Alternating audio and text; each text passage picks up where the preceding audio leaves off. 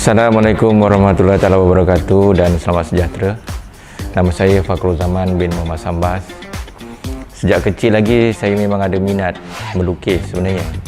Dari zaman sekolah rendah, ada juga mengambil bahagian melukis. Masa tu ada majalah Bujar.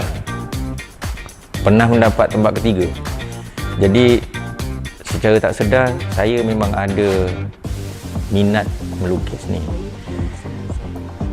Pada tahun 95, saya dapat rezeki untuk melanjutkan pelajaran ke ITM masa tu, Institut Teknologi Milik Mara, untuk melanjutkan pengajian di dalam bidang seni halus dan graduate pada tahun 2000. Jadi minat saya rupa-rupanya daripada bangku sekolah sampailah ke Menara Gading. Akhirnya bila selesai mengaji di UiTM, daripada ITM saya masuk keluar dari UiTM, saya meneruskan karier ataupun bidang kerjaya saya dalam bidang seni lah. Bekerja di UTM Skudai dan sekarang masih lagi bekerja di situ. Cuma bezanya saya masih mengamalkan bidang seni ini dalam kerjaya saya. Di situlah lahirnya Hujung Tanah Art Residency yang saya usahakan sekarang. Bercerita tentang Hujung Tanah Art Residency pula, saya nak sambung cerita ni. Apa yang saya usahakan sekarang ni sebenarnya di luar daripada perancangan asal. Pada asalnya saya nak buat rumah pusaka yang saya duduk tu, yang sekarang ni Hujung Tanah Art Residency, sebagai studio artis saja. Saya nak berkarya di situ bersendirian. Kemudian saya nak berilham di situlah. Tapi atas sokongan kawan-kawan menyarankan untuk saya menganjurkan program. Jadi program pertama pada tahun 2014 bersama komuniti. Daripada tahun 2014 tu tak sangka sampai ke hari ini saya masih meneruskan program-program yang berkaitan dengan komuniti. Dalam program tu membawa peranan Hujung Tanah Art Residency sekali. Di dalamnya terdapat koleksi karya yang datang daripada pelbagai negeri di seluruh negara. Jadi himpunan koleksi karya yang ada di situ dipamer dan kita cuba jual. Selain daripada itu, pengisian program melibatkan pelbagai golongan daripada sekolah, IPTA, peringkat komuniti, negeri dan malah negara. Program-program kesenian yang dianjurkan tu pula pelbagai. Ada yang kategori craft, ada yang seni visual dan sebagainya. Jadi saya rasa seronok kerana adanya circle yang ada di dalam kawasan tu sendiri dan juga jaringan yang dapat dibuat kepada agensi-agensi seperti Balai Seni Negara, Yayasan Warisan Negeri Johor, Kerajaan Negeri dan sebagainya. Malahan pihak PBT seperti pejabat daerah juga menyokong di bawah pelancongan daerah dan juga Tourism Johor. Jadi usaha saya itu memberi saya semangat yang lebih untuk meneruskan lagi sehingga hari ini. Pada kali ini pameran yang dibawa ada juga yang dipamerkan yang telah dibuat, dihasilkan melalui program. Nak memahamkan masyarakat kampung ni, komuniti, sebenarnya satu cabaran yang besar, bukan mudah. Bila kita buat program seni, apa yang ada dalam gambaran fikiran mereka ni sebenarnya mungkin seni lukis ni atau seni visual ni melukis kat kertas macam mana yang terdapat di dalam bilik darjah.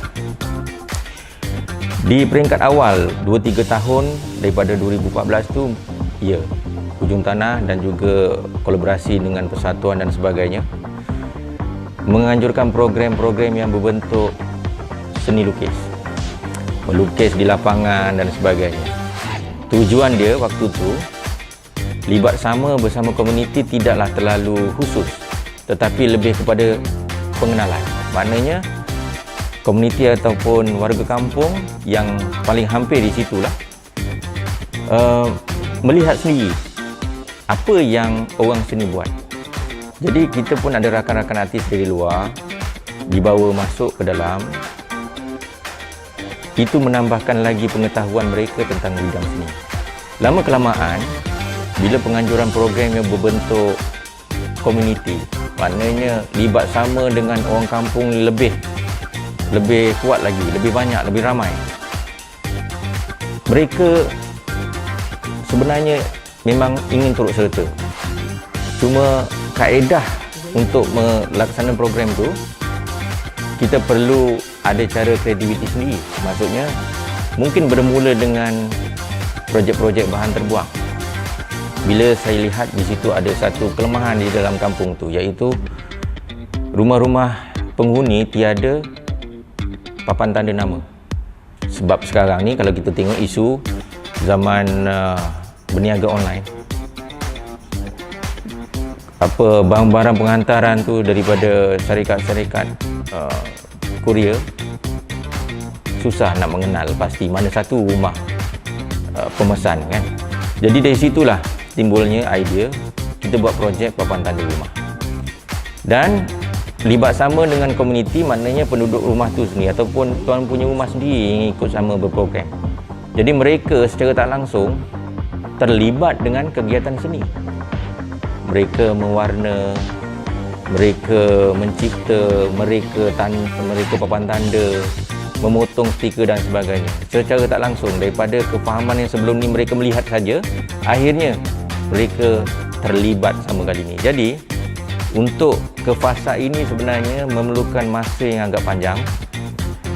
Kita tidak boleh terus mengajak komuniti itu untuk libat sama. Pada awalnya kita lebih kepada pengenalan. Dan saya harap program-program ataupun projek-projek yang seumpama dengannya akan diteruskan dari semasa ke semasa akan datang. Bidang seni ini sama juga dengan bidang-bidang lain sebenarnya yang mempunyai pelbagai cabaran. Saya tak nafikan dalam perjuangan ataupun kita mengorak langkah ke satu fasa-fasa tertentu, kita mengalami banyak rintangan lah sebenarnya. Apa yang saya buat ni sebenarnya mungkin berbeza dengan artis ataupun penggiat seni yang lain. Saya sengaja mencari cabaran baru lah maksudnya. Kalau nak cerita dari segi cabaran seorang pelukis, mungkin masalahnya kita lihat biasa. Mencari kanvas, mencari bahan seni, mencari keperluan dan sebagainya. Tetapi dalam maksud yang saya nak kongsikan ni, lebih kepada bagaimana kita nak survive. Sebab apa? Tempat saya ni pedalaman. Kalau di bandar mungkin ada faktor-faktor sekeliling yang menyokong lah. Di pedalaman ni, di kampung ni, pertama sekali soalan yang ada dalam minda saya, boleh ke buat ni? Boleh sustain ke? Boleh ke diterima dan sebagainya lah, banyak. Tapi saya tak boleh duduk saja dan berpeluk tubuh. Maknanya saya kena bergerak je. Bergerak, kita tengok, kita dari satu masalah ke satu masalah kita cuba selesaikan, kita atasi. Akhirnya sebenarnya bila kita dah mengorak langkah, ada saja agensi ataupun pihak-pihak yang membantu, especially kawan-kawan lah, kawan-kawan rakan-rakan artis kita memang menyokong.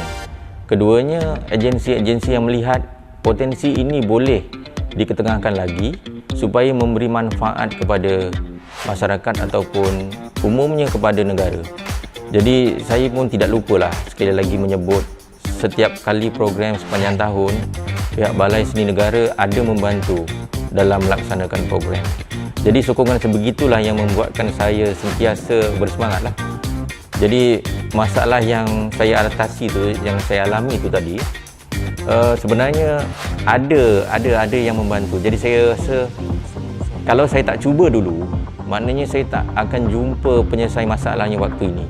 Dan saya bersyukurlah kerana apa saja yang kita buat, kita kena bersyukur dan juga berusaha. Sebabnya yang kita buat ni kadang-kadang tak ada referen ataupun rujukan yang banyak. Mungkin di luar negara ada program-program ataupun tempat-tempat residensi seni, tetapi di Malaysia ni hanya ada beberapa. Malahan yang kita laksanakan atau kita jalankan mungkin tak sama, mungkin sesuatu yang baru. Jadi itulah masalah yang saya alami. Dalam pameran Trios Seniman Selatan Berpesan-Pesan ni, karya yang dipamerkan ini memang syarat dengan mesej. Saya membawa 3 kategori lah. Yang pertama, painting ataupun catatan yang saya hasilkan ni lebih kepada estetik. Ada beberapa buah karya yang memang khusus dibuat untuk tema berpesan-pesan. Keduanya karya pemasangan ataupun installation. Kalau direct translate, instalasi. Itu saya namakan sekolah gambar 45 tahun. Kerana dari situlah permulaan diri saya sehingga ke hari ini, perjalanan hidup yang nak dikongsi. Sebab itu karya itu diterjemah melalui karya installation. Jadi ada objek dan subjek yang membantu untuk saya menceritakan segala-galanya. Yang ketiga, di section terakhir saya pamerkan satu kategori dari kampung untuk semua. Itu adalah hasilan karya yang dibuat dan akan disumbangkan, dipamerkan di kawasan kampung. Maknanya karya saya itu sebahagian daripada karya-karya orang lain, iaitu penduduk kampung dan juga penggiat seni yang telah dihasilkan, nak dipamerkan atau diinstalkan ataupun diperagakan di seluruh kampung di kiri kanan jalan. Saya gambarkan bila masuk di dalam kampung tersebut, seolah-olah memasuki ruang pameran sambil menaik motor lah contohnya. Kita boleh tengok kanan kiri tu ada bahan pamer, ada mural, ada objek-objek 3D. Semuanya berpesan-pesan, maknanya ada mesej. Sebenarnya ia menggantikan kepada papan tanda standard JKR. Contoh saya bagi awas kanak-kanak, saya kata. Kita ubah, maksudnya yang sama, memberi peringatan kepada pengguna jalan raya, tetapi melalui kaedah seni dan juga kreativiti ni, pesanan itu ataupun tanda isyarat itu diolah menjadi seolah-olah menjadi karya seni. Jadi kat situlah peranan dan juga fungsi seni, selain daripada untuk mencantikkan kampung, memberi keceriaan, dia memberi satu pengetahuan ataupun setidak-tidaknya memberi pendedahan bahawa fungsi seni ini sebenarnya lebih daripada apa yang mereka fikirkan. Jadi dalam pameran ini memang syarat dengan pesanan dan mesej yang nak disampaikan. Dalam bidang seni, saya tidak mengharap lebih lah. Peranan agensi penting bagi membantu untuk sama-sama menaikkan dan juga memartabatkan bidang seni ini. Saya ingin mengucapkan ribuan terima kasih kepada pihak Yayasan Warisan Johor, Galeri Seni Johor dan tim yang terlibat secara langsung atau tidak langsung dalam menjayakan pameran Trios Seniman Selatan Berpesan-Pesan ini. Kerana program dan juga kolaborasi strategi ini perlu diteruskan dari semasa ke semasa untuk memartabatkan bidang seni dan budaya, khususnya di Johor dan juga negara.